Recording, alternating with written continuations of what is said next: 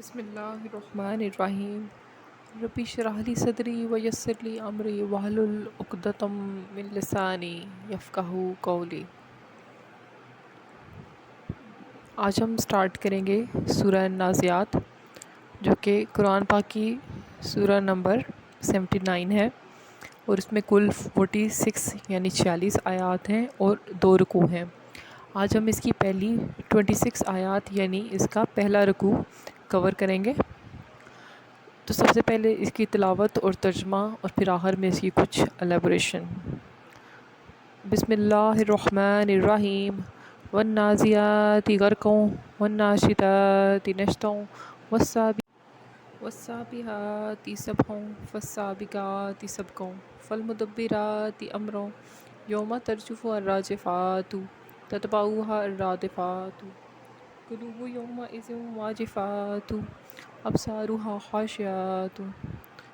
یقولون ائنا لمردودون فی الحافرات اذا كنا عظاما ناخرات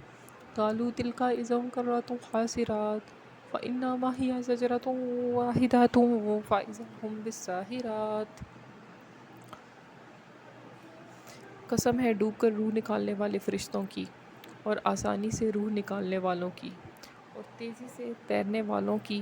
پھر دوڑ کر آگے بڑھنے والوں کی، پھر کام کی تدبیر کرنے والوں کی، جس دن کانپنے والی زمین کانپے گی اور اس کے پیچھے آئے گی پیچھے آنے والی یعنی قیامت۔ اس دن کئی دل دھڑکتے ہوں گے، ان کی آنکھیں جھکی ہوں گی۔ وہ کافر کہتے ہیں کیا ہم یقیناً پہلی حالت میں لوٹائے جائیں گے؟ کیا جب ہم گلی سڑی ہڈیاں ہو جائیں گے؟ کہتے ہیں کہ اس وقت لوٹنا تو خسارے والا ہے، چنانچہ وہ قیامت تو صرف ایک خوفناک ڈانٹ ہوگی، تب لوگ ایک دم کھلے میدان میں جمع ہوں گے۔ سب سے پہلے اللہ تعالیٰ نے سورہ نازعات کی پہلی 5 آیات میں 5 قسمیں کھائی ہیں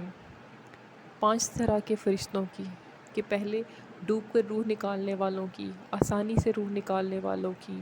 تیزی سے تیرنے والوں کی، دوڑ کر آگے بڑھنے والوں کی، اور کام کی تدبیر کرنے والوں کی۔ اب یہ ہمارے اعمال پہ ڈپینڈ کرتا ہے کہ ہمارے دنیاوی اعمال جیسے ہوں گے، ہمارا اخروی سفر،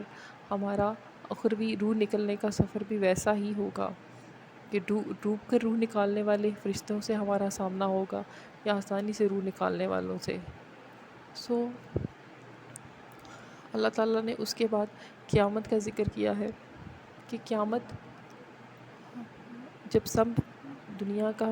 اختتام ہونے والا ہوگا، تو پھر ایک ایسا وقت آئے گا کہ جب روز قیامت اب حشر برپا ہونے والا ہوگا، تو سب سے پہلے زمین کانپے گی، اور اس کے بعد اس کے پیچھے آنے والی یعنی قیامت آ جائے گی، اور اس دن لوگوں کا حشر یہ ہوگا کہ لوگوں کے دل دھڑکتے ہوں گے، آنکھیں خوف سے جھکی ہوئی ہوں گی، اور کافر جو ابھی دنیا میں یہ کہتے ہیں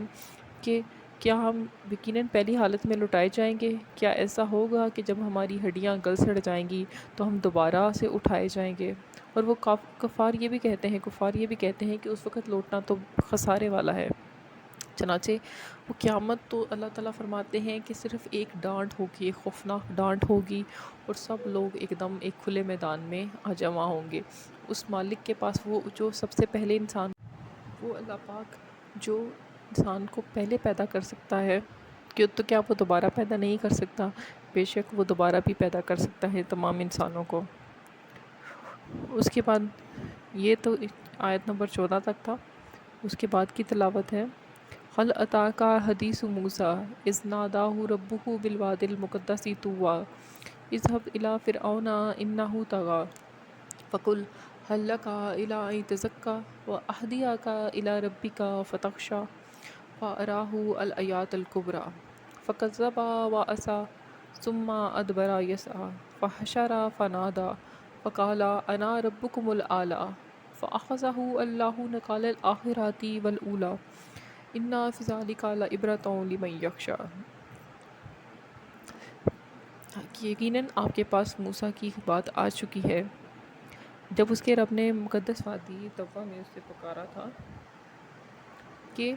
فرعون کی طرف جاؤ، بے شک اس نے سرکشی کی ہے، پھر اسے کہو کہ کیا تو پاک ہونا چاہتا ہے اور میں تیرے رب کی طرف تیری رہنمائی کروں کہ تو ڈر جائے۔ چنانچہ موسیٰ علیہ السلام نے اسے بڑی نشانی دکھائی تو اس نے اسے جھٹلایا اور نافرمانی کی۔ پھر وہ پلٹا فساد کی کوشش کرتا ہوا، پھر سب لوگوں کو جمع کر کے اعلان کیا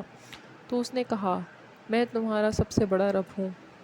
تب اللہ نے اسے پکڑ لیا آخرت اور دنیا کے عذاب میں، بے شک اس میں اس کے لیے عبرت ہے جو ڈرتا ہے۔ اللہ تعالیٰ نے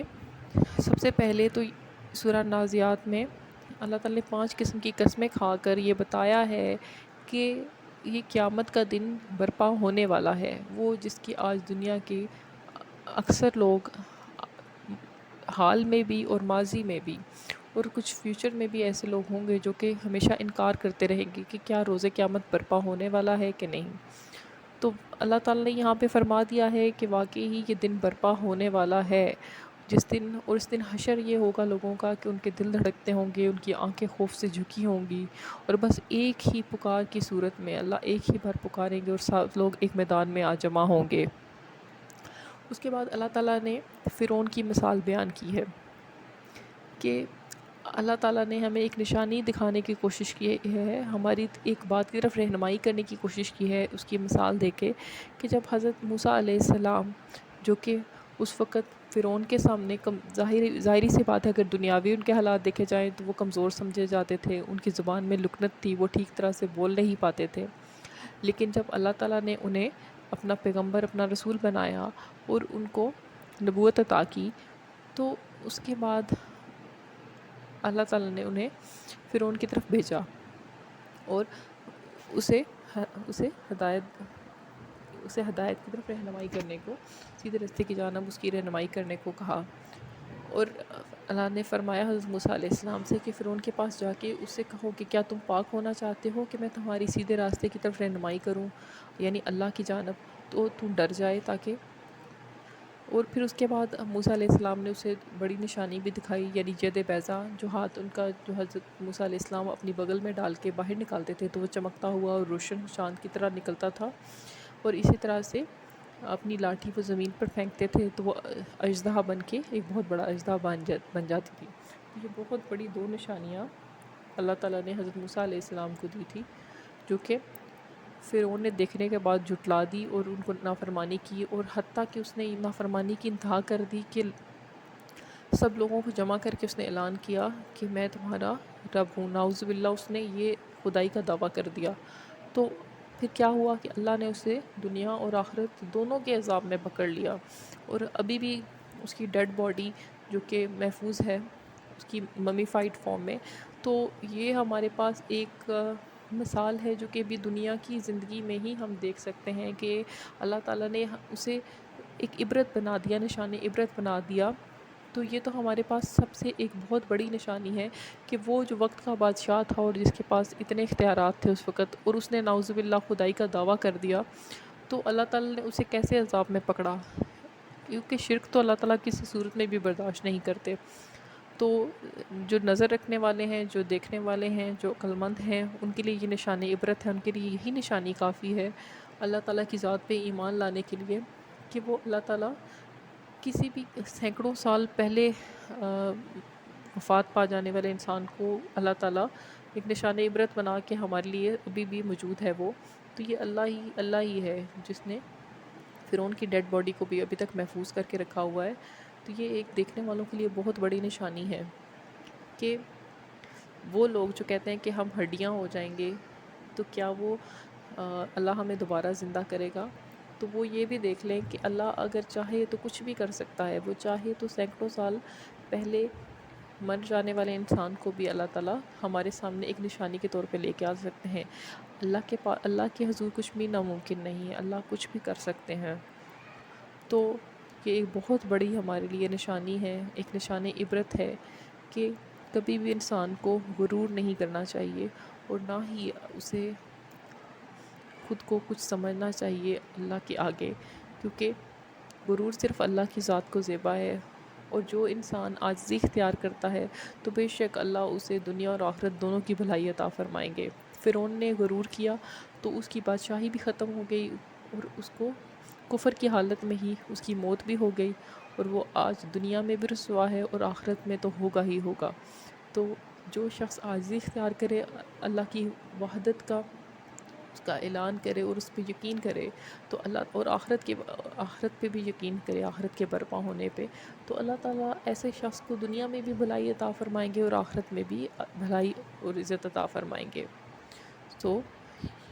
یہاں تک اس کا پہلا رکوع ختم ہوا۔